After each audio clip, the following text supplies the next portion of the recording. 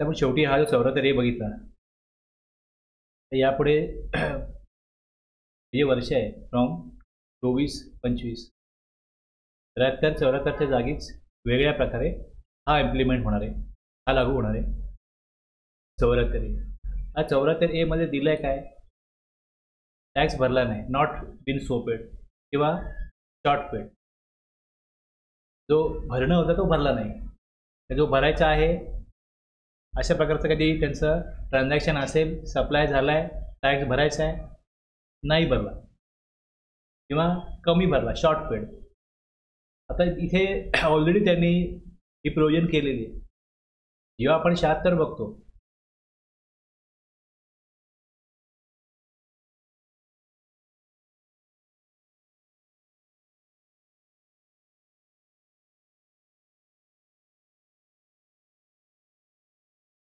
मध्ये काय दिलंय,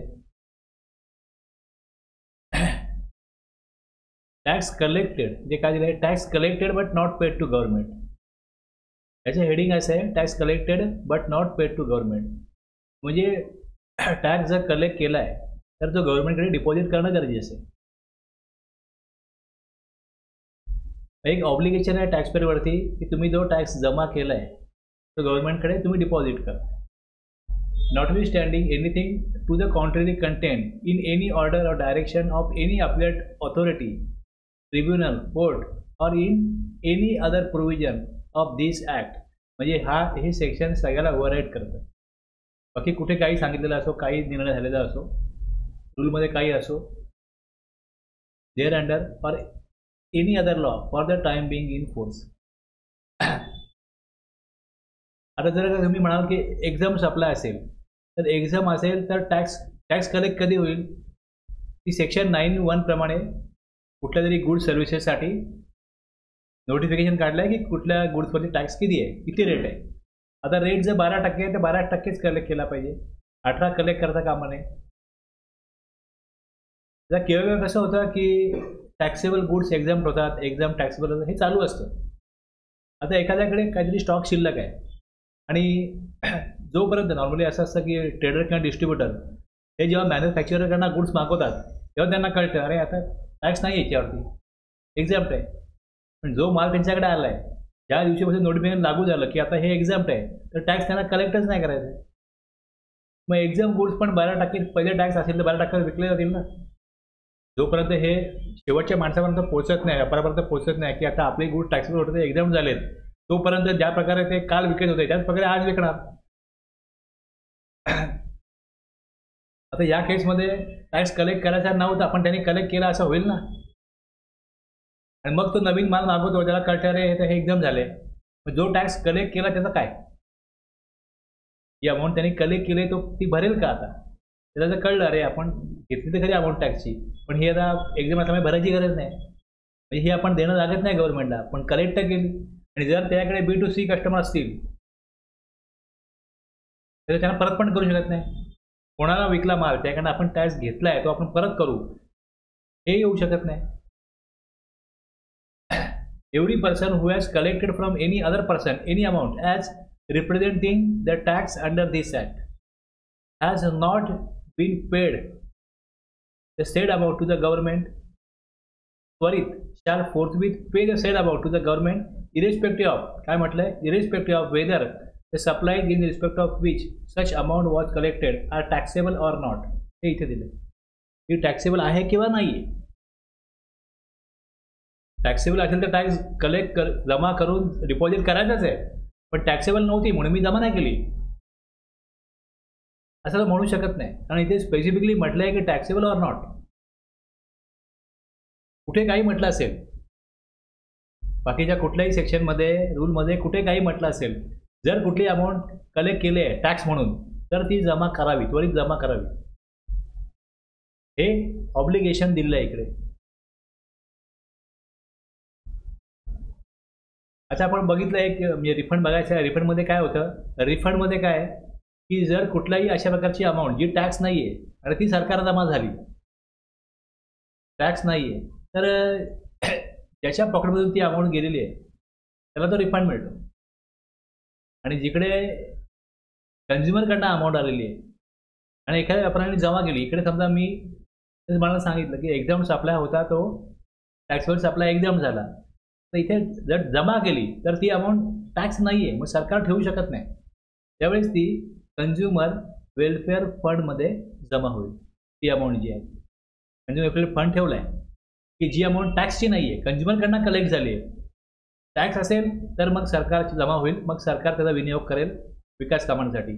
पण जर का जिकडे टॅक्स नाही आहे तर ती कायद्यानुसार ठेवता येत नाही गव्हर्नमेंटला. मग त्याकरता जर टॅक्स नसेल तर ज्यांनी अमाऊंट ती दिलेली आहे टॅक्स नसताना पण तो रिफंड घेऊ शकतो. आणि जर त्याला ट्रेस करता येत नसेल तर मग ती कन्झ्युमर वेलफेअर फंडमध्ये काय होईल, जमा होईल. तर इथे ती अमाऊंट जमा होईल. जर रिफंड क्लेम करणारा कोण आलाच नाही तर ती अमाऊंट कुठे जाईल, मग कन्झ्युमर वेलफेअर फंडमध्ये जाईल. पण इथे फक्त पहिले काय दिलंय, अमाऊंट कलेक्ट केली आहे, टॅक्सेबल आहे किंवा नाही आहे, त्वरित जमा करावी. हे ऑब्लिगेशन एव्हरी पर्सन, ज्यांनी कोणी टॅक्स काय अमाऊंट कलेक्ट केली आहे टॅक्स म्हणून अमाऊंट कलेक्ट केली आहे, तर ती सप्लाय झालेला आहे, तो टॅक्सेबल होता किंवा नव्हता, ती जमा करायची.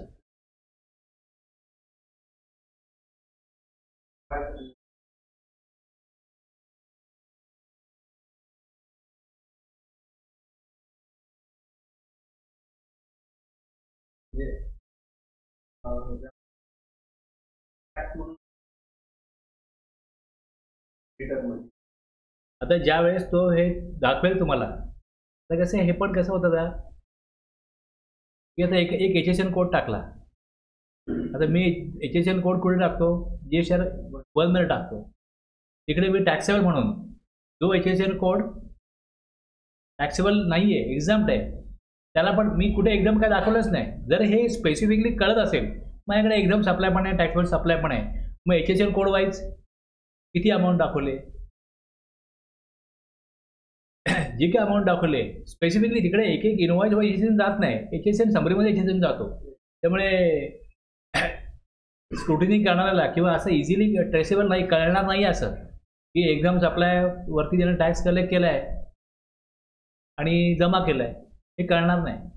की मग अशा प्रकारची अमाऊंट जिकडे ते लक्षात येईल तिकडेच ही अमाऊंट कन्झ्युमर वेलफेअर फंडला जाईल. असं आहे. आणि जर ही अमाऊंट फार मोठ्या प्रमाणात असेल आणि तिकडे जर B2C त्याला सापडत असेल, तर त्याचं काम काय आहे की क्रेडिट नोट बनवेल, एवढी अमाऊंट कमी करेल आणि तो जमा त्या लोकांना देईल. असं आहे.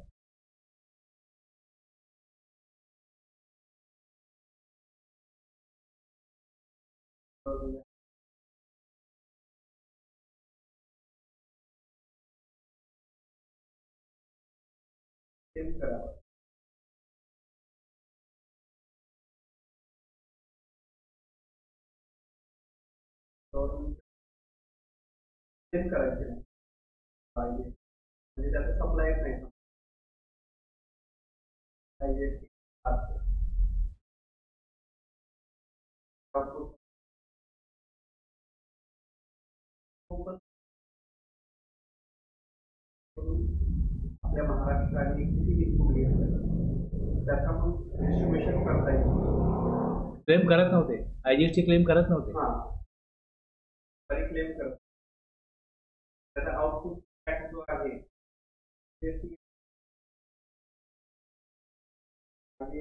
म्हणजे ते इनवर्ड्स आपल्या राज्याबाहेरून घेतात आणि आउटवर्ड्स आपल्या राज्यामध्येच करतात. त्यामुळे त्यांच्याकडे CGST AGST आउटवर्डमध्ये आहे आणि इनवर्डमध्ये IGST आहे आणि ते IGST क्लेम करत नव्हते. असं का करत होते?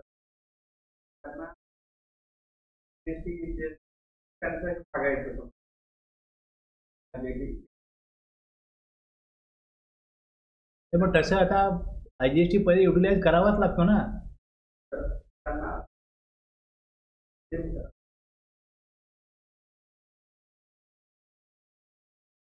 नाही, पण आपण ज्यावेळेस हे बघितलं,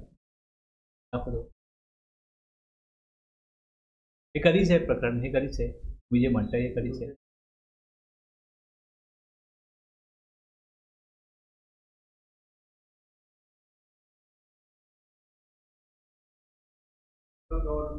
बरोबर आहे, पण ते त्यासाठी त्यांनी असं केलेलं आहे ना. मग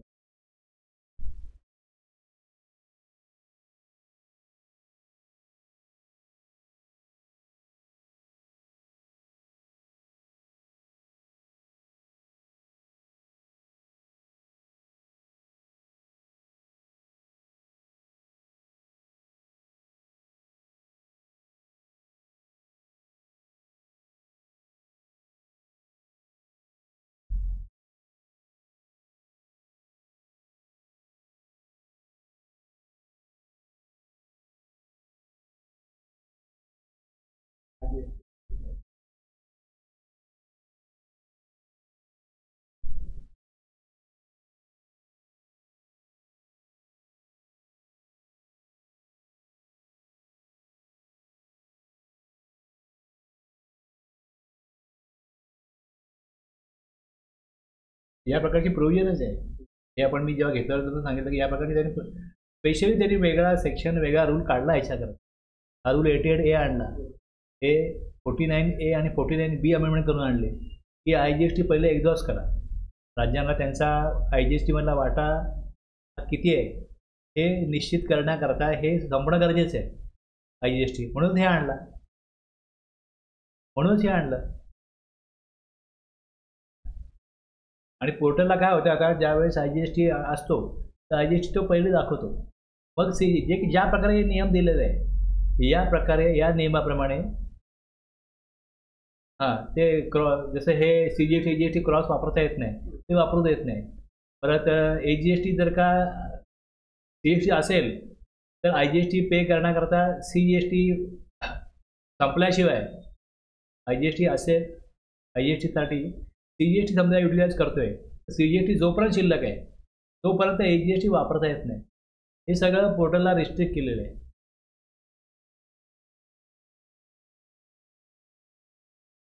ठीक आहे. आता बऱ्याच गोष्टी अशा की जे लॉक आहेत. जर का IGST असेल तर IGST तिथे दिसतोय तर IGST वापरावाच लावणार पोर्टल. अशा प्रकारचं प्रोग्रामिंग होऊ शकतं. झाला तर मला अनुभव नाही या गोष्टीचा.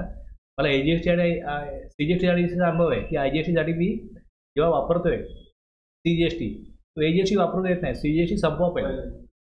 याचप्रमाणे त्यांना असं पण करता येईल की जर IGST मध्ये दिसतो ITC तर IGST युटिलाइज करा. हा रूल तर आहेच ना. आता रूल तर आहेच, तुम्हाला दाखवल्याप्रमाणे हा रूल तर जर आहेच तिकडे तर IGST युटिलाइज करायलाच लागेल पोर्टलला. अशा प्रकारे पोर्टलला प्रोग्रामिंग केलं जाऊ शकतं. केलं आहे की नाही माहिती नाही, मला अनुभवत नाही माझ्या, पण तसं केलं जाऊ शकतं.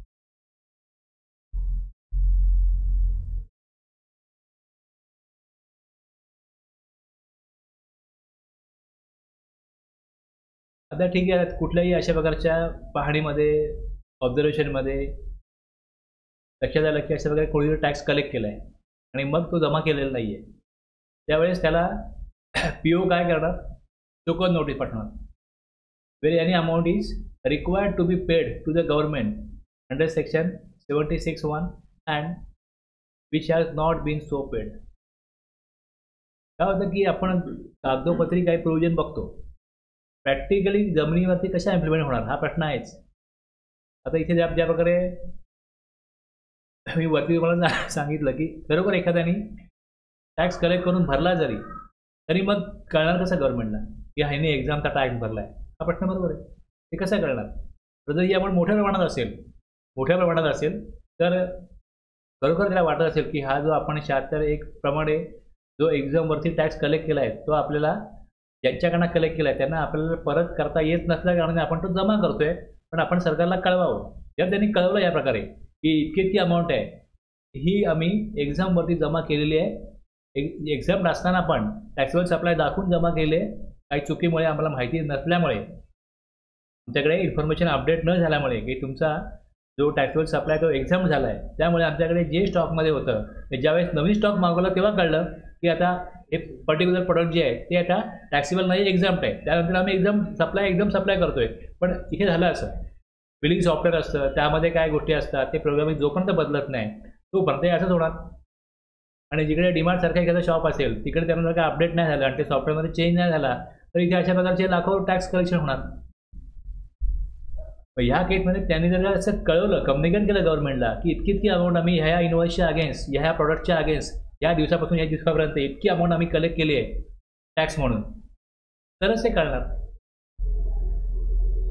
पण समजा नाही जमा केली आणि ती स्पेसिफिकली त्या गोष्टीचे पुरावे असतील. आता ज्यावेळेस डिपार्टमेंटकडनं अशा प्रकारे मागणी केली जाते त्यावेळेस त्यांच्याकडे तो पुरावा पाहिजे की तुम्ही हे केलं आहे, हे सिद्ध करता आलं पाहिजे. टोकन नोटीसचा अर्थ काय, तुमच्याकडनं इतका टॅक्स का कलेक्ट करू नये. तुम्हाला जर का असं वाटतंय तर तुमच्याकडे काय पुरावे. एक प्रकारचा आरोप आहे ना की तुम्ही टॅक्स कलेक्ट केला आहे पण तुम्ही डिपॉझिट नाही केलं आहे. The proper officer may serve the notice बजावेल on the person liable to pay such amount. आता person liable to pay tax हे कुठल्या बेसिसवरती आहे, आधार काय याला ग्राउंड काय. Notice requiring him to show cause as to why the said amount as specified in the notice should not be paid by him to the government. आणि penalty पण आहे. why penalty equivalent to the amount specified in the notice should not be impose on him under the provision of this act. जी amount त्यांनी collect केली आहे, जी deposit नाही केली, ती त्याच्याकडनं मागितली जाऊ शकते, त्याच्यावरती पेनल्टी पण लावली जाऊ शकते.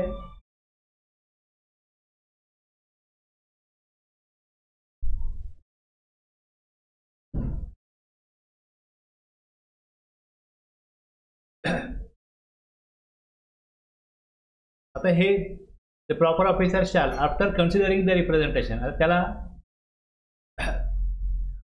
शोकॉज दिल्यानंतर मग त्याचं काय म्हणणं असेल ते ऐकून घेतलं जाईल, ऐकून घेणं गरजेचं आहे. त्यानंतर if any made by the person on whom the notice is served under subsection 2 determine the amount due from such person and thereupon such person shall pay the amount to determine. त्याला notice बजावली, notice त्याला दिलेली आहे, तो काय करेल, PO काय करेल, पीओ शॅल आफ्टर कन्सिडरिंग, त्याचं म्हणणं ऐकून घेतल्यानंतर किती अमाऊंट तो नक्की देणं लागतो हे निश्चित करेल. आता जी अमाऊंट त्याला देय आहे त्याच्यावरती इंटरेस्ट पण द्यावा लागेल. The person refer to in subsection 1 shall in addition to paying the amount refer to in subsection 1 or subsection 3 also be liable to pay interest thereon at the rate under section 50 म्हणजे 18% from the date. 18% त्यावरती interest पण calculate होईल. From the date कधीपासून, from the date such amount was collected by him to the date such amount to paid by him to the government. जी amount collect केली ती deposit जेव्हा करायला पाहिजे होती तिथपासनं आत्तापर्यंत जेवढे दिवस होतील तेवढ्यावर त्याला 18% इंटरेस्ट हा द्यायचा आहे. आता ही सगळी जी कारवाई आहे ही होण्यापूर्वी अपॉर्च्युनिटी ऑफ बिंग हर्ड आहे. अँड अपॉर्च्युनिटी ऑफ बिंग हे जसं वरती आलं आहे रिप्रेझेंटेशन तो करणार आहे टॅक्सपेयर, याचा अर्थ हे अपेक्षित आहे की त्याच्याकडनं त्याचं म्हणणं एक नैसर्गिक न्यायतत्वानुसार and opportunity of hearing shall be granted where a request is received. आता इकडे दिलं की रिक्वेस्ट इज रिसिव्ड म्हणजे ज्यावेळेस इथे reply to the show cause notice आहे, इथे बघा ऑप्शन फॉर पर्सनल हिअरिंग. पण नैसर्गिक न्यायतत्वानुसार ज्यावेळेस एखाद्यावरती काहीतरी अशा प्रकारचा टॅक्स डिटरमाइन केला जातो आणि त्याच्याकडनं तो वसूल करायचा आहे त्याच्यापूर्वी त्याचं म्हणणं ऐकून घेणं गरजेचं आहे. त्यामुळे writing from the person to whom the notice was issued to show cause. आता हे जे आत्तापर्यंत बघितलं आपण याच्यामध्ये ही कारवाई किती कालावधीत करावी, घटना घडल्यापासून ते एखाद्याने टॅक्स कलेक्ट केला आणि डिपॉझिट नाही केला तर याच्याविषयी उल्लेख आपल्याला आले आहे का. आपण 5 सबसेक्शन वाचले, यात कुठे असा उल्लेख नाही की GSR 9 भरल्यापासून किंवा त्यांनी जेव्हा टॅक्स कलेक्ट केला तिथपासून किती वर्षामध्ये ही कारवाई करावी. आता आपण टाईटलमेंट जे वाचतोय पुढे ज्यावेळेस त्याला शो कॉज दिली आहे तर PO shall issue an order, इथे ऑर्डरचा उल्लेख आहे 1 वर्षामध्ये from the date of issue of the notice. Notice issue केल्यानंतर 1 वर्षामध्ये ऑर्डर म्हणजे जे काय अपॉर्च्युनिटी ऑफ बिंग हर्ड आहे, जे काय कम्युनिकेशन आहे टॅक्सपेअरमधलं आणि PO मधलं हे 1 वर्ष चालू शकतं. 1 वर्षामध्ये ऑर्डर काढली पाहिजे.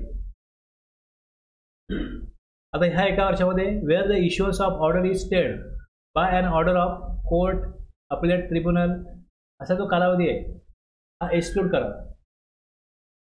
स्थगिती दिली असेल कुठेही, स्थगिती दिली असेल आदेश काढण्यास न्यायालयाच्या किंवा अपील न्यायाधिकरणाच्या आदेशाद्वारे स्थगिती दिली असेल म्हणजे एखादा निर्णय डिपार्टमेंट घेईल तर पहिल्यांदा त्याच्याबद्दल काय पुरावे द्यायचे असतील टॅक्सपेअरला त्यांनी स्टे आणला ह्या गोष्टीवरती की आम्हाला वेळ हवा आहे, आम्ही सगळं सिद्ध करू की आम्ही टॅक्स देणं लागत नाही. आता ते स्टे आला आहे, 1 वर्षाचा कालावधी आहे. शोकॉज दिल्यानंतर जेवढा काळ स्टे होता त्यातनं 1 वर्ष म्हणतात तेवढा कालावधी हा वगळला जाईल. अशा स्थगितीचा कालावधी वगळला जाईल म्हणजे जे 1 वर्षामध्ये ऑर्डर काढायची आहे ती ऑर्डर काढण्याकरता 1 वर्ष जो मोजलं जातं त्यातनं स्थगिती कालावधी हा वगळला जातो. The proper officer in this order जो ऑर्डर काढेल shall set out the relevant fact and the basis of his decision म्हणजे कुठल्या तथ्य फॅक्ट संबंधित तथ्य असतील आदेशामध्ये संबंधित तथ्य आणि त्याच्या निर्णयाची त्यामध्ये त्यांनी कशा प्रकारे हे सगळं डिटरमाइन केलं आहे याला आधार काय हे विशद करेल, हे स्पेसिफाय करेल.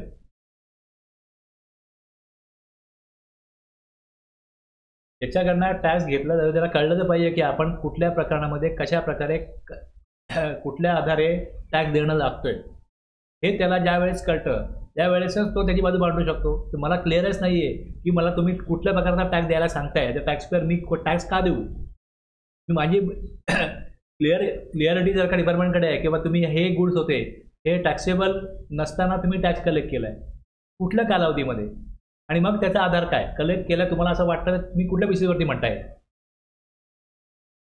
Adjustment of amount. आता ह्याच्यामध्ये ज्यावेळी समजा असं एखादं मोठं शॉप आहे डीमार्ट सारखं त्यांनी अमाऊंट कलेक्ट केली तर अमाऊंट कलेक्ट केली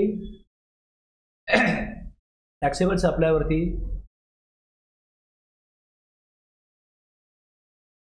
जी टॅक्सची अमाऊंट कलेक्ट केली तो टॅक्सेबल सप्लाय एक्झाम झाला असताना आपण टॅक्सेबल म्हणून कलेक्ट केली तर ह्याची जे ग्राहक आहेत त्यांचे काही इन्व्हॉइसेस काही लोकांचे आहेत प्लस त्या सगळ्या लोकांचे पैसे बँकेत गेलेत किंवा त्या कालावधीमध्ये किती स्टॉक ह्यांनी घेतला होता ही माहिती कुठून ना कुठून कलेक्ट केल्याशिवाय त्याचे सबळ पुरावे असल्याशिवाय अमाऊंट डिटरमाइन कशी करणार म्हणजे काहीतरी एक मेकॅनिझम किंवा काहीतरी एक सिस्टम बनवायला लागेल की ईबे बिलनी माल किती आला ठराविक काळात किती माल आला तो किती यांच्याकडे होता तो किती वाटला गेला काहीतरी ती संबंधित इन्फॉर्मेशन असल्याशिवाय आता त्याच्यामध्ये हे सगळं चुकीचंच आहे तुम्ही म्हणता ते सिद्ध करू शकत नसेल तर कुठेतरी तथ्य हे येईल आणि मग त्याच्यामध्ये मग तुम्ही काढलेली अमाऊंट जास्त आहे थोडी कमी अमाऊंट आहे असू शकते तो ह्याच्यावरती येईल यातून काहीतरी मार्ग निघून काहीतरी टॅक्स डिटरमाइन होईल जेव्हा आपण हे म्हणतो की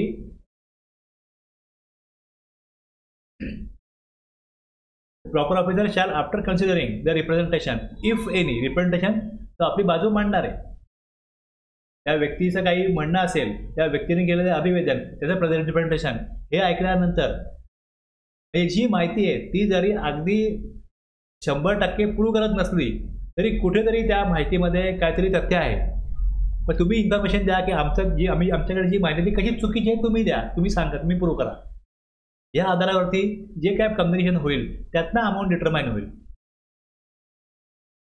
एक्झॅक्टली काय होईल कसं होतं हे तुम्हाला ज्यावेळेस अशा प्रकारची कारवाई करत असेल तेव्हा तुम्हाला कळेल मुळामध्ये काय इन्फॉर्मेशन मिळाली पाहिजे तशी की जिकडे टॅक्स देणं आहे आणि टॅक्स दिलेला नाही आहे जर ते सिद्ध होत असेल तसा एव्हिडन्स असेल तरच पुढच्या गोष्टी घडणार आहेत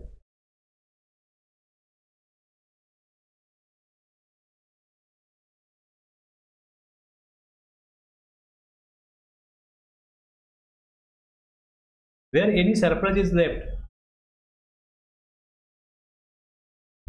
the amount paid to the government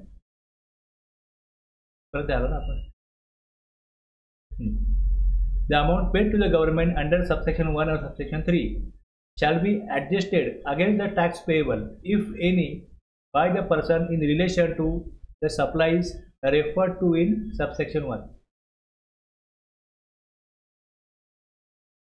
आता याच्यामध्ये असं येऊ शकतं की 18% टॅक्स होता तो नंतर 12% झाला पण यांच्या बिलिंग सॉफ्टवेअरमध्ये 18% 18%च कलेक्ट करत राहिले 6% एक्स्ट्रा आहे मग 6% देणं राहील ना the amount paid to the government under subsection 1 किंवा 3 शॅल बी ॲडजस्टेड बोर्ड कलम 1 किंवा 3 अन्वये शासनाकडे भरण्यात आलेल्या रकमेतून बोर्ड कलम 1 मध्ये निर्दिष्ट केलेल्या पुरवठ्याच्या संबंधात व्यक्तीकडून देय असलेला कोणताही कर असल्यास समायोजित करण्यात येईल तो ॲडजस्ट करण्यात येईल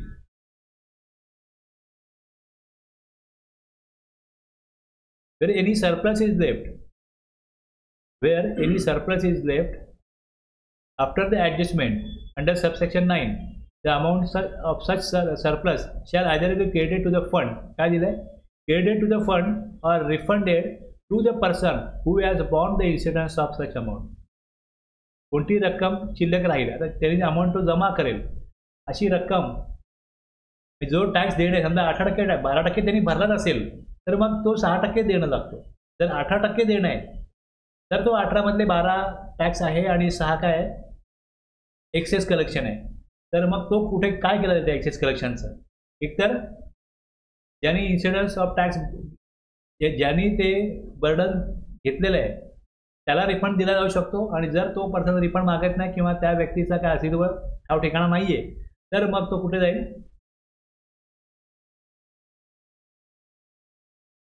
एक काय दिलंय एकतर निधीच जमा करण्यात येईल म्हणजे कन्झ्युमर वेलफेअर फंडला किंवा मग त्या रकमेचा भार सहन करणाऱ्या व्यक्तीला ती परत करण्यात येईल. जर रिफंड तो क्लेम करत असेल तर त्याला तो रिफंड दिला जाऊ शकतो, ही तरतूद आहे. The person who has bond the insurance of the amount may apply त्यांनी अप्लाय करायला पाहिजे. May apply for the refund of the same in accordance with the provision of section 54. आता इथे जेवढं आपण वाचलं त्याच्यामध्ये सिच्युएशन त्याने जी दिलेली आहे की टॅक्सेबल आहे, सच अमाऊंट जी कलेक्ट केली आहे आर टॅक्सेबल ऑर नॉट, ती जमा करायची, डिपॉझिट करायची.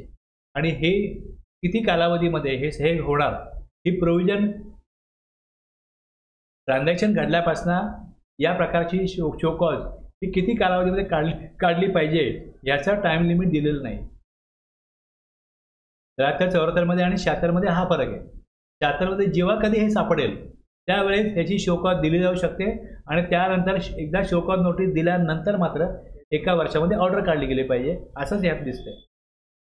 आता तुम्ही 73, 74 कायम ऐकत असाल, 76 तुम्ही ऐकली नसेल तर 76 मध्ये कारवाई झाली आहे का, क्वचित काही झाली आहे का बघू शकता. पण त्यांनी एक प्रोव्हिजन केलेली आहे की नॉर्मली मला असं वाटतं की ज्या वेळेस रिव्हिजन होतात टॅक्स रेटचे की 18 चे 12 आणि कधी कधी टॅक्सेबल एक्झाम्प्ट होतं, त्याच वेळेस हे होऊ शकतं.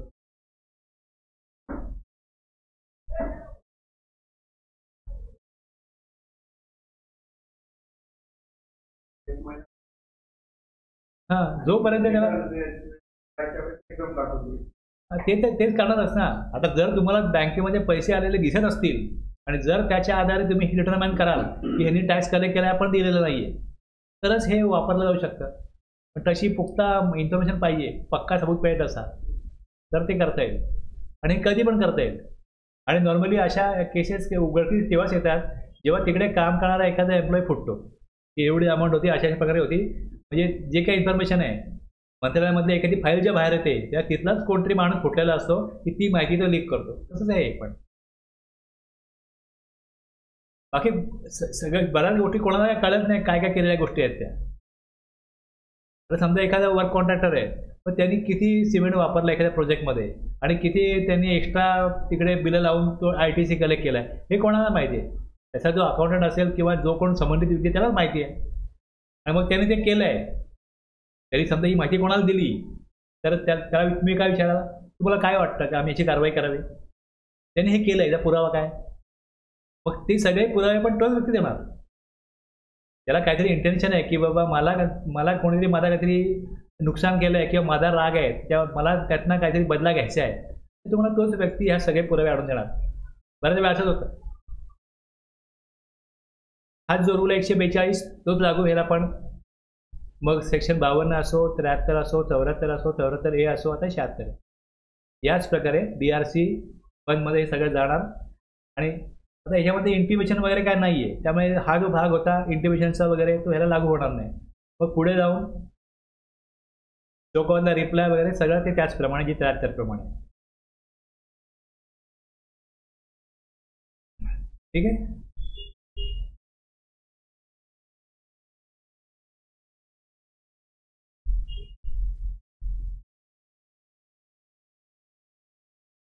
आता हा जो पुढचा सेक्शन आहे हा तुम्हाला रिफंडमध्ये पण याचा रेफरन्स मिळेल.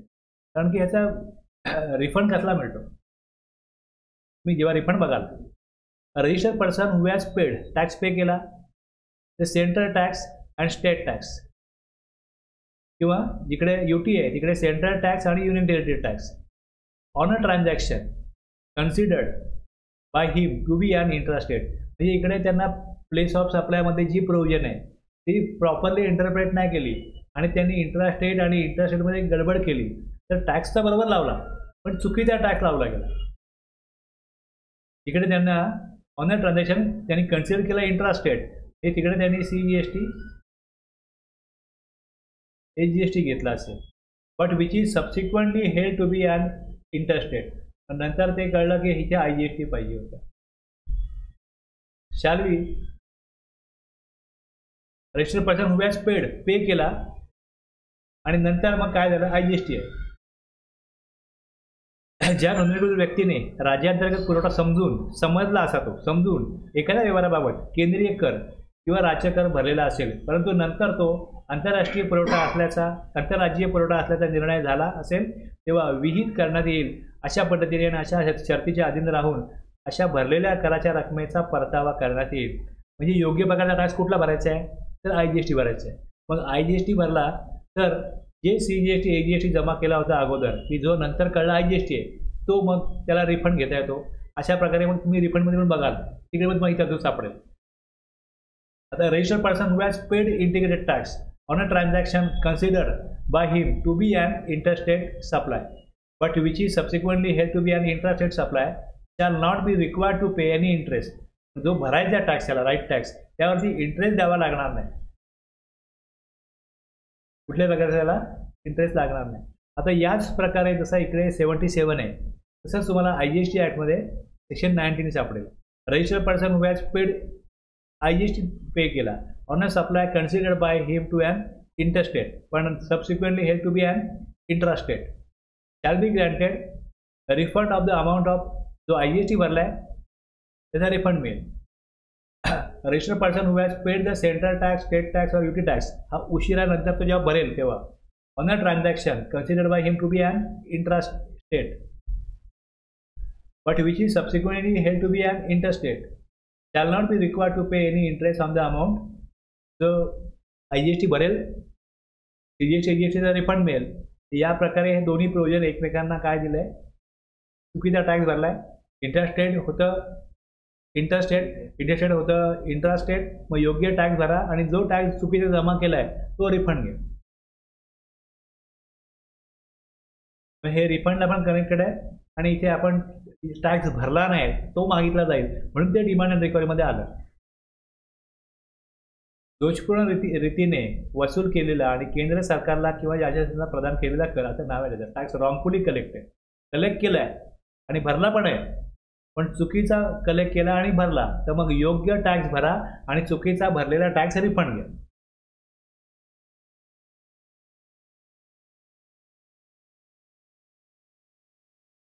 आता इथे याच्या पुढे आपण जेव्हा जातो इथपर्यंत जे काय चोकोद नोटीस पाठवली, मग ऑर्डर पुढे पाठवली, त्याच्यानंतर त्यांनी जर का टॅक्सपेअरने टॅक्स भरला तर ठीक आहे, नाहीतर मग ती रिकवर कशी करायची अमाऊंट, त्याकरता रिकव्हरी प्रोसिडिंग्स, रिकव्हरी संबंधित ज्या काय आता तुम्ही बघाल त्याचे रूल आणि सेक्शन जे आहेत हे या पुढे आहे. हे खूप यादी आहे, रूल ह्यात खूप आहेत आणि हे रूल वाचण्यामध्ये सगळा वेळ जातो. बाकी आपण बघितले पुढचे 80, 81, 82, 83, 84 हे बघितले. आता याच्या पुढे मला काढून दाखवतो परत एकदा.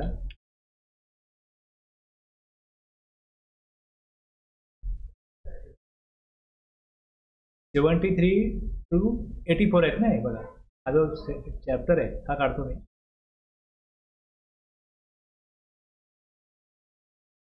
हा चॅप्टर जो आहे डिमांड अँड रिकव्हरीचा, डिमांड अँड रिकव्हरी 73 पासून आता आपण 77 पर्यंत आलो. इथपर्यंत जे काय डिमांड कशा एक माझा 75 राहिलाय मध्ये, हा मी पहिले घेतो, हा राहिला आहे तो घेतो एक पहिले. आणि पुढे जाऊन तुम्ही बघाल तर रिकव्हरी ऑफ टॅक्स. मग जर एखाद्याला टॅक्स डिटरमाइन केला आहे तो मान्य आहे तर तो बोलेल की माझ्याकडे एकदम पैसे नाहीत भरायला, तर मग तो इन्स्टॉलमेंट फॅसिलिटी मागू शकतो.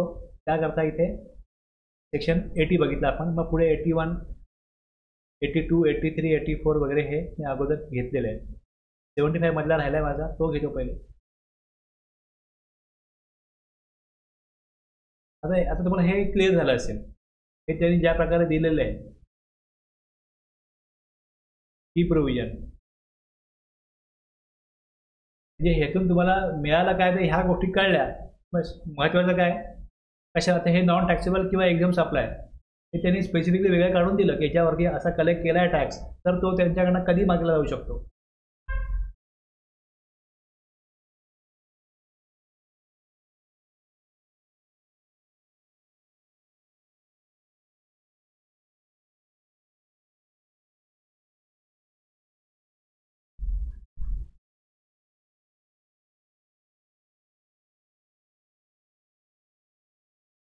आता कशा प्रकारे तुम्ही कर डिटरमाइन करता, टॅक्स डिटरमाइन करता? कर निश्चितीकरणाच्या सर्वसाधारण तरतुदी. जनरल प्रोव्हिजन आहे relating to determination of tax. General provision काय, म्हणजे ही तरतूद आहे कशा प्रकारे हे सगळं इम्प्लिमेंट करायचं याविषयी थोडं गाईडलाईन याच्यामध्ये आहे.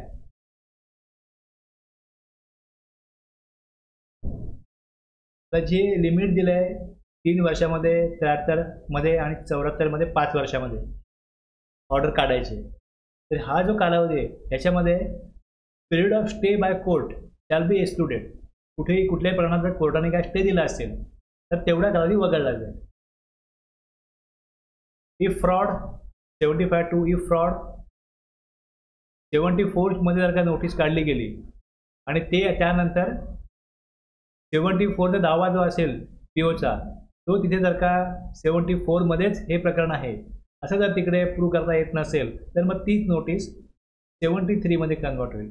डिफॉल्ट आहे पण तो लबाडी किंवा हेतुपुरस्सर केलेला नाही आहे तर आहे डिफॉल्ट मान्य आहे, पण तो सेक्शन 74 मध्ये जो दावा असेल तो नॉट सस्टेनेबल सिद्ध होत नाही त्या प्रकारे, तर मग तो 73(1) मध्ये म्हणजे दुसरी नोटीस काढण्याची गरज नाही. हीच नोटीस काय होईल 73(1) ची समजली जाईल. Deem to be a notice issued समजलं जाईल की 73(1) ची आहे.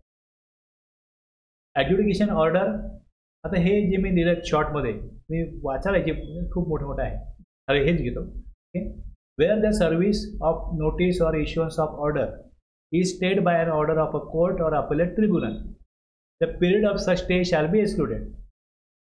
जो कालावधी दिलेला आहे पिरियड स्पेसिफाईड सो कॉज कधी घ्यायची नोटीस किती कालावधी काढायची हे 73(2) आणि 73(10) मध्ये, हे 74 मध्ये 74(2) आणि 74(10) मध्ये, आणि हे 74(A)(2) मध्ये आणि 74(A)(7) त्यामध्ये हे सगळं दिलेलं आहे. तर कालावधी जो असेल तिकडे कोर्टाचा स्टे असेल, notice or issues of order stayed by order of court or appellate tribunal, हे स्टे देऊ शकतात. त्यांनी जर स्टे दिला पुढची कारवाई करण्यासाठी तर तेवढा स्थगित केलेला कालावधी हा जो टाईम लिमिट आहे, आता 74A मध्ये 42 महिने असणार आहे शोकॉज देण्याचं आणि त्यापुढे 1 वर्ष असणार आहे ऑर्डर काढण्याचं.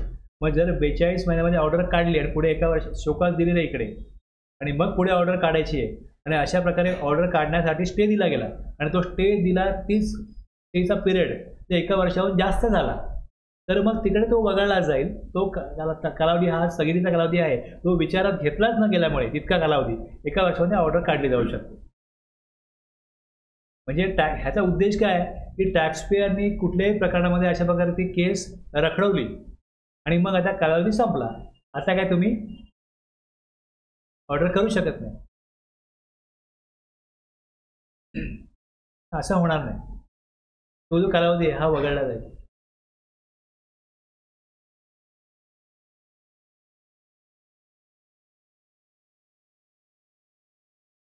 If fraud under section 74(1) not sustainable, the notice initially issued shall be deemed to be a notice issued under section 73(1) म्हणजे bona fide case.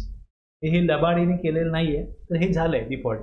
Where any appellate authority or appellate tribunal or court concludes that the notice issued 74(1) is not sustainable, हे दोषारोप सिद्ध व्हायला पाहिजे. हे सिद्ध झालेले नसल्यामुळे लबाडी किंवा हेतुपुरस्सर,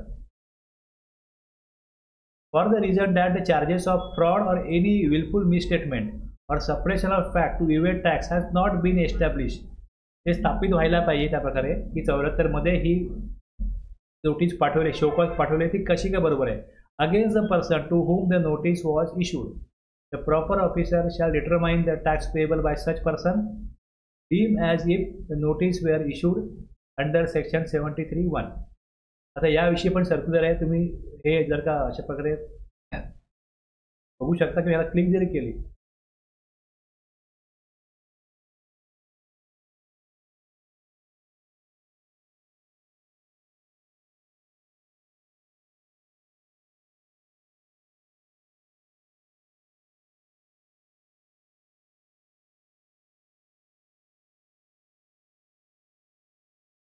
तर ह्या प्रकारे क्लिअरिफिकेशन दिलेलं आहे. तर तुम्ही हे वाचाल, तुम्हाला एक्झॅक्टली जेव्हा तुम्ही या कारवाईमध्ये जाल तुम्हाला कळेल की काय काय कशा प्रकारे हे बघायला सांगितलेलं आहे.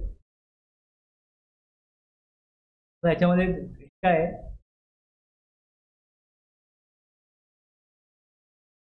की जो कालावधी आहे तर जो बघितला आपण,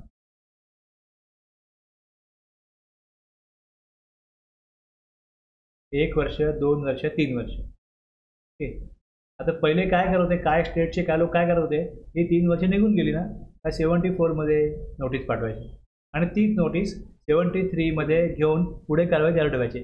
आता इथे तुम्हाला जर 73मध्ये ती कन्वर्ट होऊ शकते, पण 73चा टाइम पिरियड राहिला आहे का, संपला आहे. मग ती हा इकडे जर 2 वर्ष 9 महिन्यामध्ये क्लिअरिफिकेशन म्हणून काढण्यात आलं की ही असं तुम्ही दबाडीचा खेळ नाही खेळू शकत.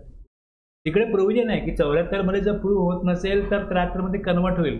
पण 73मधला शोकॉज, ती शोकॉज जर कन्वर्ट झाली, पण तुम्ही दिले का 2 वर्ष 9 महिन्यात दिले का ती शोकॉज, तुम्ही जी दिली 74ची, ती 74ची जर 2 वर्ष 9 महिन्यामध्ये इश्यू केली असेल तरच ती 73मध्ये कारवाई पुढे कंटिन्यू होऊ शकते, अदरवाईज नाही होऊ शकत. असं मी काय म्हणतो, 74ची तुम्ही शोकॉज दिलेली आहे, पण ती कधी दिली, 3 वर्ष होऊन गेल्यानंतर दिली. 3 वर्षानंतर तुम्हाला 74मध्ये शोकॉज देता येते, कारण त्याचा पिरियड 4 वर्ष 6 महिने, 4 इयर 6 मंथ आहे. आता हे काय करत होते की 74ची कारवाई 73मध्ये कन्वर्ट होऊ शकते, हे ना माहिती आहे, आणि त्याचा कालावधी संपला, मग 74मध्ये काय करायचे, शोकॉज काढायचे आणि मग तिथे प्रूव्ह होणारच नाही आहे, मग 73मध्ये कन्वर्ट करून त्याच्याकडनं ती पुढची कारवाई चालू ठेवायची, ती रेटच नाहीची कारवाई.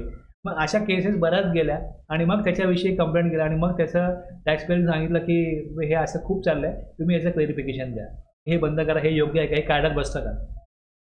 अशा प्रकारच्या काही गोष्टी होत्या, म्हणजे चुकीच्या प्रकारे काही जे तरतुदी आहेत त्या इम्प्लिमेंट केल्या जात होत्या, म्हणून ते सर्क्युलर काढलेलं आहे.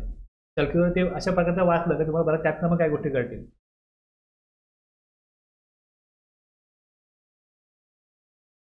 रिलिव्हंट फॅक्ट वेअर एनी, ही जनरल प्रोविजन दिली ना की ज्या वेळेस तुम्ही अशा प्रकारचं टॅक्स डिटरमाइन करताय तेव्हा डिपार्टमेंटला काय करायचं आहे की where any appellate authority, appellate tribunal or court conclude that the penalty under section 74A(5)(2) fraud case is not sustainable for the reason. आता हे अमेंडमेंट होऊन जर का 75 पुढे आता 2A येतोय, 74A येतोय,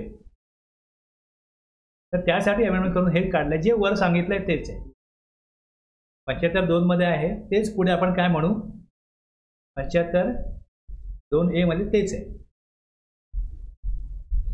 याच्यामध्ये 2 क्लॉज आहेत ना, या 2 क्लॉजमध्ये एकामध्ये फ्रॉडचा क्लॉज आहे आणि दुसरा 74A(5) क्लॉज 1 मध्ये हा नॉन फ्रॉड आहे. इकडे fraud is not sustainable, penalty 74A(5)(2) मध्ये in case of fraud not sustainable, मग ती कन्वर्ट होईल पहिल्या क्लॉजमध्ये non fraud. Where any order is required to be issued in pursuance of the direction of the appellate authority, appellate tribunal or a court, such order. एखादी order काढायला सांगितली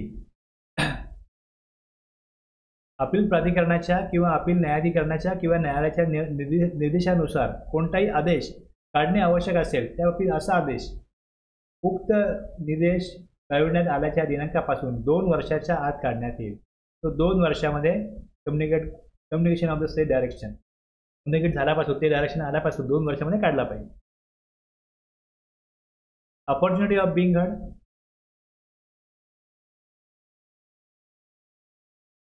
an opportunity of hearing shall be granted where a request is received in writing from the person chargeable with tax or penalty, or where any adverse decision is contemplated against such person. आता खरोखर genuinely सर्व evidence आहेत डिपार्टमेंटकडे, तर डिपार्टमेंटने अशा व्यक्तीला बोलवलंच पाहिजे की या आणि तुमचं म्हणणं मांडा. तुमचं काय म्हणणं असेल तर मांडा, आम्हाला ऑर्डर काढायची आहे, त्यापूर्वी आम्ही तुमचं म्हणणं ऐकू इच्छितो. तुमचं काय म्हणणं नसेल तर तसं आम्हाला तुम्ही लिहून द्या की माझं काही म्हणणं नाही, तुम्ही जी काढाल ते ऑर्डर मला मान्य आहे, त्याच्याकडनं हे लिखित स्वरूपात घेतलंच पाहिजे.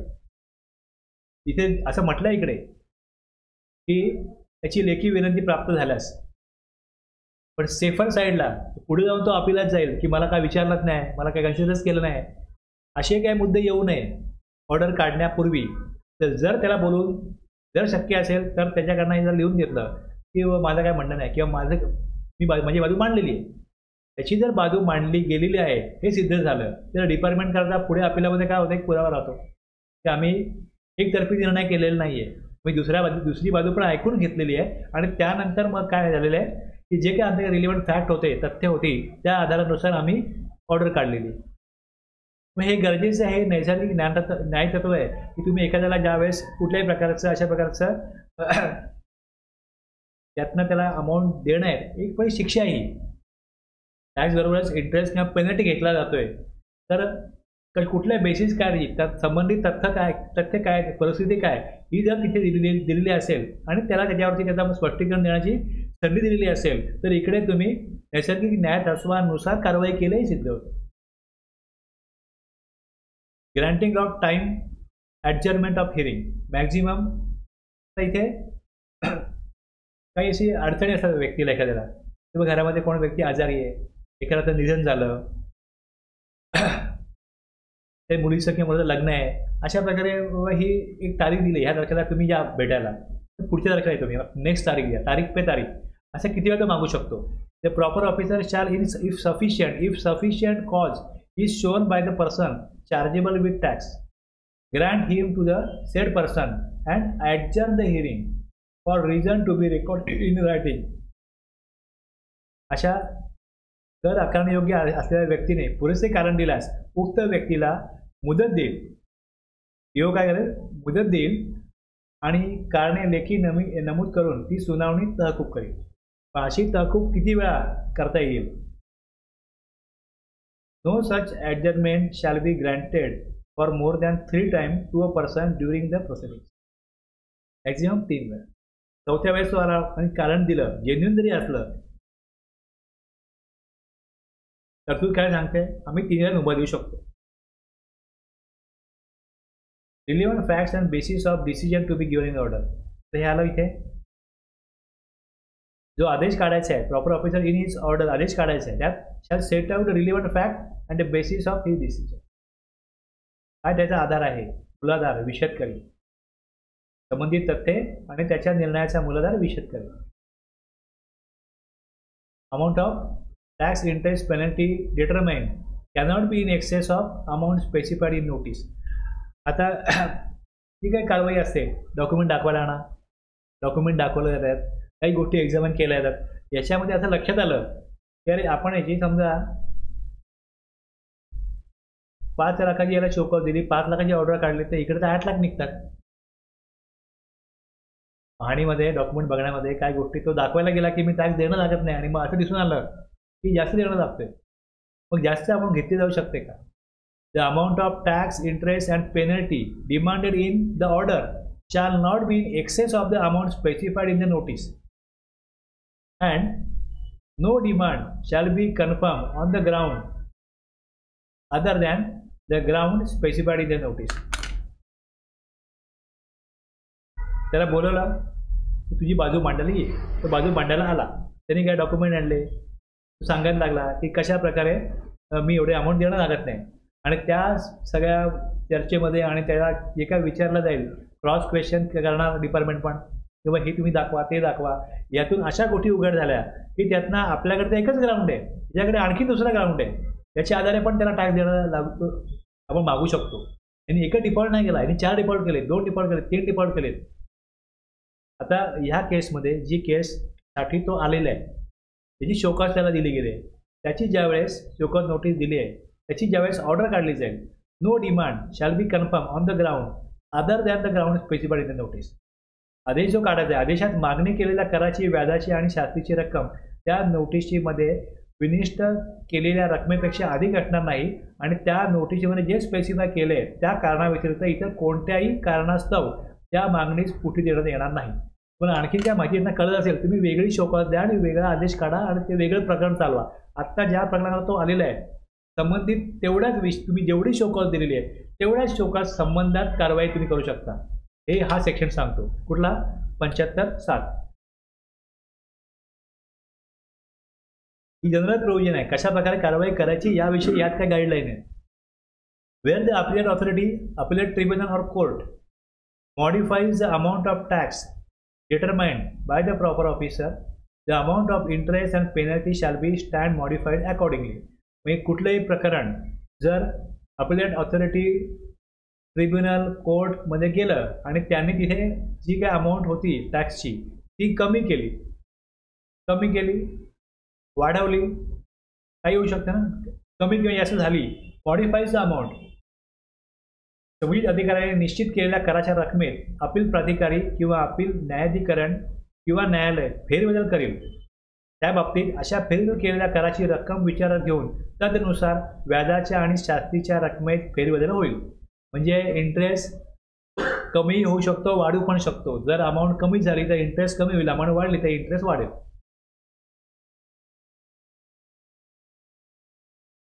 The interest on the tax short paid or not paid shall be payable whether or not specified in the order determining the tax liability. Interest जो आहे, जो टॅक्स भरलेला नाही आहे किंवा कमी भरला आहे, इंटरेस्ट हा ऑलवेज देयच आहे. इंटरेस्ट हा बाय डिफॉल्ट द्यायचाच असतो. इंटरेस्ट कमी भरलेल्या किंवा न भरलेल्या कराच्या रकमेवर व्याज मग करदायित्व निश्चितीकरणाच्या आदेशात ते विनिर्दिष्ट केलेले असो किंवा नसो, देय असेल ते देणं आहेच. नॉट स्पेसिफाईड जरी आहे तरी पण ते काय देणं आहे. इंटरेस्ट हा पेबल असतोच. The adjudication proceedings shall be deemed to be concluded if order is not issued. 3 वर्ष, 5 वर्ष, आता 74A7 मध्ये विदिन शोकॉज दिले आणि मग निर्धारित कालावधीमध्ये ऑर्डर नाही काढली तर shall be adjudication proceeding shall be deem to be concluded. 3 वर्षाच्या आत किंवा 5 वर्षाच्या आत जर का तरतूद केल्याप्रमाणे आदेश नाही काढला, आदेश काढला नाही तर ती कारवाई संपली. शोकॉज दिलेली आहे आणि आदेश नाही काढला तर कारवाई संपली असं मानण्यात येईल. म्हणजे within the time limit show cause काढलेली आहे, त्यानंतर पुढे टॅक्स पेअरकडची कम्युनिकेशन झालं, ऑर्डर काढायची होती. जर ऑर्डर काढण्याचा जो वेळ कालावधी आहे तो जर का तिथे पुढे निघून गेला तर नंतर मग जर का आदेश काढला तर तो आदेश बेकायदेशीर होईल. Order is not issued within the period, कारवाई संपली, डीम टू बी कन्क्लुडेड. त्यामुळे म्हणतात बाबा एवढा कालावधी आहे, आता यापुढे काय नोटीस येणार नाही, येऊ शकत नाही. किंवा नोटीस आलेली आहे तर मग ऑर्डर येऊ शकत नाही, तो कालावधी संपला. तर ही लास्ट डेट आहे ती जर निघून गेली तर मग पुढे आता याचा अर्थ कालावधी ती कारवाई संपलेली.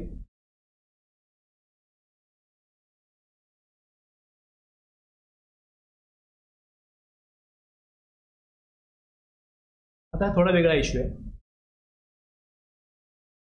an issue, काहीतरी इथे इश्यू आहे, an issue on which the appellate authority, appellate tribunal or the high court has given its decision which is prejudicial to the interest of revenue in some other proceeding. आता काहीतरी कारवाई चालू आहे एक ठिकाणी, म्हणजे अपील केलेलं आहे कोणी, टॅक्स पेअरने. इतर काही कार्यवाहीमध्ये महसुलाच्या हिताला बाधा आणणारा निर्णय दिला आहे. आता तशा एक 4 प्रकारच्या केस आहेत, ह्या सिमिलर आहेत आणि त्याच्यावरती कारवाई शो कॉज दिलेली आहे. आता समजा एखाद्याने समजा एक वर्क कॉन्ट्रॅक्ट आहे, त्याच्यामध्ये 18% टॅक्स घ्यायला पाहिजे होता आणि त्यांनी 12% टॅक्स घेतलेला. धरून चला असं 12% टॅक्स घेतलेला आहे आणि 18% टॅक्स तुम्ही द्या म्हणून त्यांना शोकॉज जरी ऑर्डर काढली. आणि सिमिलर आणखीन तशाच केसेस असणार ना. जर इथे आपल्याला कळतं आहे की ह्या प्रकारे ह्या परिस्थितीमध्ये टॅक्स पाहिजे 18, 12 घेतला आहे, सगळ्यात वर्क कॉन्ट्रॅक्टने 12 घेतला आहे. या केसमध्ये अपिलेट ऑथॉरिटी ट्रिब्युनल कोर्टमध्ये तो वर्क कॉन्ट्रॅक्टर टॅक्स पेअर जातोय. And appeal to the appeal tribunal or the high court or the supreme court, काय म्हटलं ते, has given a decision which is prejudicial to the interest of revenue in some other proceedings and appeal to the appellate tribunal, High Court or the Supreme Court against the decision of the appellate authority or appellate tribunal or the High Court is pending. आता ह्या कालावधीमध्ये एकदा का show cause दिल्यानंतर पुढे जो कालावधी आहे, सपोज तुम्ही 2 वर्ष 6 महिन्यामध्ये शो कॉज दिली, आता पुढे 6 महिन्यामध्ये 3 वर्ष संपतील ना, त्याच्यात ऑर्डर काढली पाहिजे. पण ज्या केसमध्ये शो कॉज दिलेली आहे त्या केसमध्ये इतर काही कार्यवाहीमध्ये कोर्टामध्ये केस चालू आहे आणि जोपर्यंत त्याचा निर्णय येत नाही तोपर्यंत इथे तुम्ही ऑर्डर दिली जरी तरी मग हा परत अपिलात जाणार, मग त्यालाही अपिलात जावं लागणार आणि अपिलात नाही गेला तर पुढे रिकव्हरी प्रोसिडिंग चालू होणार. म्हणजे इथे टॅक्स पेयरला पण त्रास होऊ नये आणि डिपार्टमेंटला पण आपली पुढची कारवाई करण्याकरता तिकडे एक पिरियड जातोय म्हणून त्यांच्यावरती एक फोर्स पिरियड होऊ नये म्हणून काय केलं जातं ह्याच्याप्रमाणे, the period spend between the date of the decision of the appellate authority and that of the appellate tribunal or the date of decision of जो तिथपर्यंत हे पुढे अपील केलं आहे आणि जो ज्या पिरियडपर्यंत ती tribunal and that of the high court किंवा हायकोर्ट आणि सुप्रीम कोर्ट याच्यामध्ये जेवढा वेळ जातोय तेवढा वेळ हा एक्सक्लूड केला जाईल. तुम्ही 2.5 वर्षामध्ये शो कॉज दिलेली आहे, पुढे 1 वर्ष गेलं याच्यामध्ये तरी ते 1 वर्ष वगळण्यात येईल आणि मग ती ऑर्डर काढता येईल. हा पिरियड जरी ॲक्च्युली कालावधी संपला असला तरी तरतूद काय सांगते, तो एक्सक्लूड करा, shall be excluded in computing जो तुमचा कालावधी आहे 4 वर्ष 6 महिने 2 वर्ष 9 महिने यानंतर ऑर्डर काढायची आहे 3 महिन्यात किंवा 6 महिन्यात. पण जो काय अशा प्रकारे ही कारवाई मध्ये वेळ जातोय तो एक्सक्लूड करण्यात येईल. जसा निकाल लागेल, निकाल जर डिपार्टमेंटच्या विरुद्ध गेला तर ऑर्डर काढायचीच नाही आणि जर का टॅक्सपेअरच्या विरोधामध्ये गेला तर डिपार्टमेंट ऑर्डर काढेल. Where the proceedings are initiated.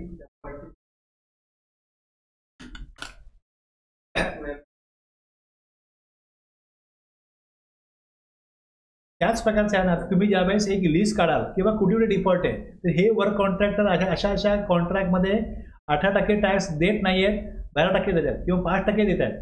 म्हणजे एक स्पेसिफिक असं वर्क कॉन्ट्रॅक्ट आहे जिकडे 5 किंवा 12 आहे आणि बाकी मेजॉरिटी सगळीकडे 18% आहे.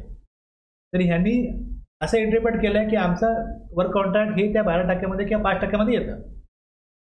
डिपार्टमेंटचं म्हणणं की नाही येत त्यामध्ये आणि मग यादी काढली की इतक्या वर्क कॉन्ट्रॅक्टला तुम्ही काय करा, शोकॉज पाठवलं तर खरं. आता ही फार मोठी प्रकरण आहे. या प्रकरणामध्ये कुठला ना कुठला वर्क कॉन्ट्रॅक्टर पुढे जाणार आहे कोर्टामध्ये, म्हणजे पुढे अपिलेट ऑथॉरिटी ट्रिब्युनल ह्या सगळ्या चेनमध्ये जाणार आहे आणि मग ही एक लॉंग प्रोसेस आहे. आता ह्या ठिकाणामध्ये जर का हे खूप लेंदी प्रकरण घ्या, खूप जण इन्व्हॉल्व आहेत आणि खूप मोठा रिव्ह्यू यामध्ये इन्व्हॉल्व आहे आणि सगळ्यांना शोकत पडू दिली, लगेच तुम्ही ऑर्डर काढली मग सगळे कोर्टात जाणार, मग तितकी मॅन पॉवर डिपार्टमेंटची पण काय होईल, इन्व्हॉल्व होईल. हे तुम्ही काढले 1000 केसेस, मग 1000 ठिकाणी डिपार्टमेंटला जायला लागेल. समजा 1000 वर्क कॉन्ट्रॅक्टर असतील तर त्यांना पण तुम्ही कामाला लावाल आणि डिपार्टमेंट पण कामाला लागेल ना तेवढ्या ठिकाणी. त्यामुळे एकाची केस चालू आहे तर चालू द्या, हा निर्णय होतो बघू. शोकत देऊन ठेवा बाकीच्या 999 लोकांना. जर 1000 लोकांवरती कारवाई करायची आहे तर तुम्ही 1000 लोकांना काय करा, शोकत द्या आणि एक जो पुढे अपिलात जाईल त्याच्या अपिलाला काय होतं ते बघा. जोपर्यंत तो निर्णय होत नाही तोपर्यंत 7511 काय म्हणतो की तो जो कालावधी आहे तो एक्सक्लूड केला जाईल, तो एक्सक्लूड केला जाईल. आता ह्या तरतुदीनुसार कशा प्रकारे याचं ॲक्च्युअलमध्ये एक्झिक्युशन होतं हे तुम्हाला बघायला लागेल. तरतूद अशी सांगते की अशा प्रकारे तो कालावधी वगळण्याची तरतूद ही 7511 मध्ये आहे.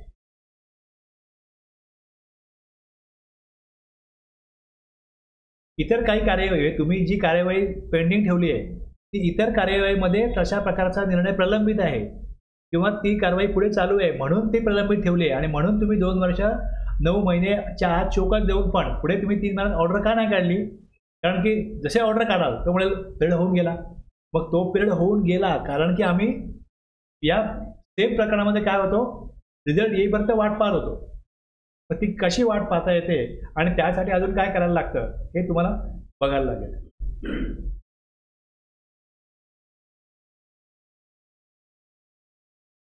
ही तरतूद आहे, ही इम्प्लिमेंट कशी होते मला माहिती नाही. समजलं ना? हां हां हां हां म्हणजे ह्या तरतुदीचा उपयोग कसा करायचा ऍक्च्युली. लॉ मेकरनी लॉ तर बनवला, पण ह्याचा वापर कसा करायचा. कारण त्यांना पण कळलं पाहिजे ना, किंवा तुमची केस आम्ही पेंडिंग ठेवले या 75-11 प्रमाणे. तर जसा निकाल लागेल, जर का आम्हाला तुमच्या बाजूने निकाल आला तर आम्ही सोडून देऊ, आणि तुमच्या विरुद्ध गेला तर आम्ही तुम्हाला ऑर्डर देऊ. तुम्ही त्याला बोललं तर असेल की तुमचं काय म्हणणं आहे. ज्या प्रकारे आहे आपण बिंग हर्ड ऑर्डर करण्यापूर्वी तुम्ही येऊन जा, मग ज्यावेळेस ते येऊन जातील त्यावेळेस हे कमी होईल. पण अशा प्रकारे स्थगिती दिलेली आहे, त्यानुसार पुढे आम्ही कारवाई करू. आणि त्या प्रकरणामध्ये इतक्या आम्ही शोकॉज काढल्यात. ॲक्च्युअलमध्ये कसं होत असेल ते तुम्ही बघा. Self asset tax and interest thereon to be recovered as per section 79. Notwithstanding anything contained in section 73 or section 74, section 74A, where any amount of sale assessed tax. आता जसं आपण GSTR 3B मध्ये जो टॅक्सपेअर भरतो, determine कोण करतो, टॅक्सपेअर करतो. Outward supply केलाय, GSTR 1 भरलाय, टॅक्सेबल, एक्झाम्प्ट, एक्सपोर्ट, इंट्रास्टेट ह्या सगळ्या प्रकारची इन्फॉर्मेशन GSTR 1 मध्ये भरली जाते. आणि 3B मध्ये आउटपुट टॅक्स किती आहे, इनपुट टॅक्स क्रेडिट किती आहे, हे तरतुदीनुसार त्याला क्लेम करायचं. Where any amount of self asset tax in accordance with a return furnish under section 39 म्हणजे काय, GSTR 3B remains unpaid either wholly or partly or any amount of interest payable on such tax remain unpaid, the same shall be recovered under the provision of section 79. आता ह्यात काय दिलंय, हे जे खालचं तुम्ही एक्सप्लेनेशन बघताय, हे एक्सप्लेनेशन जेव्हापासून हा कायदा लागू झाला 1 जुलै 2017 पासून, तेव्हापासून एक्सप्लेनेशन नव्हतं, हे नंतर ॲड केलं. For the purpose of this subsection the expression self asset tax shall include the tax payable in respect of the details of outward supplies furnished under section 37 म्हणजे GSTR 1, but not included in the return the section 39. म्हणजे GSTR 1 ला त्यांनी जी liability दाखवली ती समजा 100 रुपये दाखवली, आणि 3B मध्ये नील दाखवत आहेत, किंवा 50 रुपये दाखवत आहेत, किंवा 80 रुपये दाखवत आहेत. आता ह्याच्यामध्ये अनपेड किती आहे, remain unpaid, differential amount remain unpaid, तो रिकवर केला जाईल सेक्शन 79. तर यावर त्यांनी 75-12 वरती हे त्यांनी एक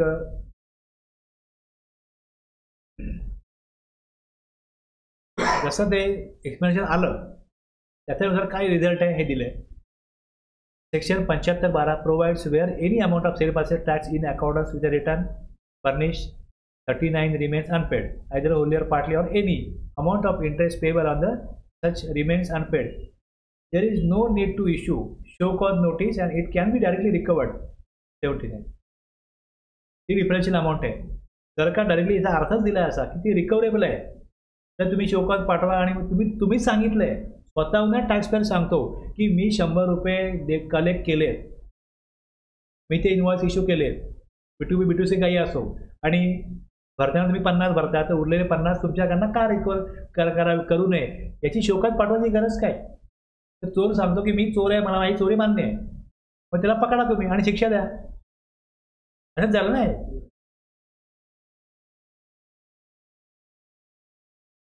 with effect from 1 January 2022 an explanation has been inserted to the said subsection by the Finance Act 2021 to clarify that the expression self asset tax shall include tax payable in respect of detail of outward supplies furnished under section 37 but not included in the return furnished under section 39. Thus the scope of the term self asset tax has been widened, and henceforth the recovery proceedings can straight away be initiated. Proper officer initiate करू शकतो किंवा the outward supplies furnished GSTR 1 if not reflected in GSTR 3B. In other words, थोडक्यात काय, where the tax payable in respect of detail of outward supply GXR 1 मध्ये जेवढी amount आहे त्यापेक्षा कमी अमाऊंट जर थिरबीटनं भरली असेल, आयदर होल्ली किंवा पार्टली कमी भरली असेल, और एनी अमाऊंट ऑफ इंटरेस्ट त्यावरती इंटरेस्ट पण देय असेल, तर on such amount remains unpaid. जर ती अनपेड राहिली त्या केसेसमध्ये काय होईल, तर जेवढा अमाऊंट शॉर्ट पेड आहे किंवा नॉट पेड आहे, सेल पासेस जो आहे तो सेल्फ ॲडमिटेड लायबिलिटी, ती सेल्फ ॲडमिटेड लायबिलिटी स्वतः मान्य केलेली लायबिलिटी आहे आणि त्यानुसार the interest thereon liable to be recovered, ती रिकव्हरी करण्यासाठी लायबल असेल 79 प्रमाणे. असा याचं एक्सप्लेनेशन दिल्यानंतर क्लिअरिटी आल्यामुळे हे ॲनालिसिस आपण करू शकतो की या प्रकारे ती कारवाई डायरेक्टली होऊ शकते, म्हणजे कारवाई पात्र आहे रिकव्हरीच्या. Double penalty where any penalty is impose under section 73 or 74 किंवा 74A. No penalty for the same act or omission, म्हणजे तर एकाच कृती किंवा आकृतीसाठी काय याचा अर्थ होतो, ॲक्ट ऑर ओमिशन, काही केलं किंवा केलं नाही, म्हणजे तुम्ही HSM कोड दाखवला नाही आणि प्रॉपरली तुम्ही तिथे जी माहिती द्यायला पाहिजे ती दिली नाही, सपरेशन ऑफ फॅक्ट आहे किंवा काही असेल त्या प्रकारे, तर त्या काळात तुम्ही एका सेक्शनमध्ये जर का काय पेनल्टी घेत असाल किंवा टॅक्स घेत असाल, दुसऱ्या सेक्शनमध्ये पण सेम ॲक्ट किंवा कृती किंवा आकृतीसाठी टॅक्स नाही घेऊ शकत, पेनल्टी नाही घेऊ शकत, एका ठिकाणीच घ्या. हे 2 सेक्शनमध्ये दिलेलं आहे. जसं ई वे बिल आहे, नाही बनवलं तर 122 मध्ये पण तिकडे आहे आणि 129 मध्ये पण आहे, तर दोन्हीमध्ये नाही घ्यायची, एकामध्येच घ्यायची.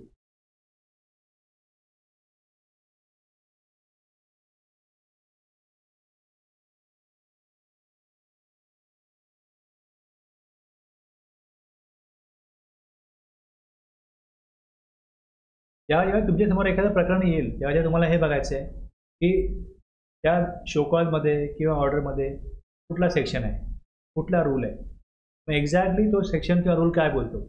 आता काल तुम्हाला मी एक इन्स्ट्रक्शन पाठवलं, तर आपण जसं 128 बघितलं त्याच्यावरती काल आलं की इन्स्ट्रक्शन. आता लगेच तुम्ही कनेक्टेड असाल, तुम्हाला लगेच कळेल की अरे ह्याच्यामध्ये आणखीन क्लिअरिटी आहे म्हणून गव्हर्नमेंटने काय काढलंय.